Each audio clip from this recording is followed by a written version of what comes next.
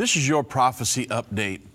The Jerusalem Post reports that SAR says no peace deal until all know that we are here to stay. Israeli Foreign Minister Gideon Sa'ar advised U.S. President Trump that an agreement between Israel and its enemies can only be achieved by persuading their adversaries of the Jewish state to stop their efforts to destroy it. And that's understandable. Sa'ar spoke on Monday to 26 parliamentarians from 15 countries worldwide at the Israeli Allies Foundation's annual Jerusalem Chairman's Conference in Jerusalem, which was held in partnership with the International Christian Embassy Jerusalem and Bridges for Peace. He said peace in the Middle East will only be achieved when they are convinced that they cannot move the Jewish people from our land and from their capital. If they still have any tiny hope that they can push us from our land, it will be harder to achieve peace in our homeland.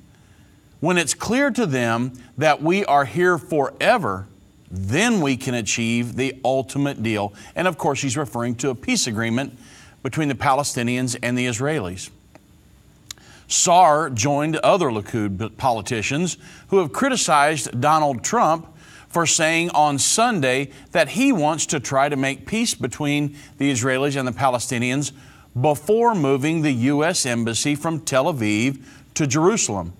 He said, Trump promised to move the American Embassy to Jerusalem, and he didn't promise it to us, but to his voters who know what is written in the Bible and know that they have an obligation to strengthen the Jewish nation, which has returned to its homeland after so many years.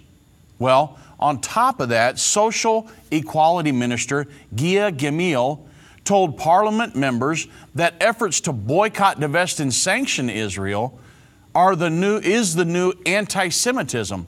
She praised them for leading efforts in their countries against the BDS movement. She said, "You are on the right side of history. Enough of being politically correct. Let us be biblically correct." Sa'ar, of course, knows Israel is their land forever because God promised it to Abraham in Genesis 15:18, which says, "In the same day the Lord made a covenant with Abraham, saying, Unto thy seed have I given this land, from the river of Egypt to the great river, the river Euphrates." And in Genesis 13:14-15, it states, "And the Lord said unto Abram, after that Lot was separated from him, Lift up thine eyes and look from the place where thou art northward, southward, eastward, and westward, for all the land which thou seest is to thee will I give it, and to thy seed forever."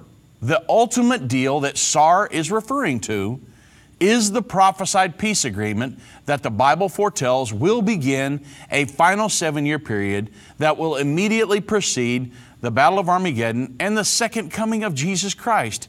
And Gemiel is also correct.